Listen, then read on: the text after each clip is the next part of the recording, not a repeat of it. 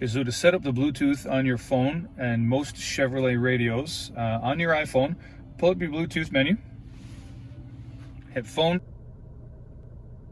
Of course, no phone connected. Add phone. So you wait for My Chevrolet to pop up. Here it is down here. Select it, make sure the pins match. And that's it. Done. Super easy. Now it's up to you, of course, if you want to allow it to access your contacts and your favorites as well. I hit allow because what I like is all of my contacts to be actually downloaded to the radio each time I come in, just for ease of use, guys. But of course, that's a personal preference. That's it for now. Now for the Cadillac Q system, again, pretty straightforward. Have your Bluetooth up. Hit phone. There's no phone there, so we're going to connect the phone. Add.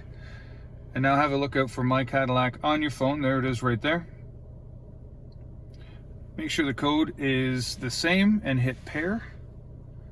Now again, I allow contacts and favorites sync just because it downloads everything into the radio each time you start it up, and it just allows for a little bit of a better use. And hit continue, allowing a few things, and you're good to go. Use Apple CarPlay, and you're set up. Wireless Apple CarPlay. How cool is that, guys?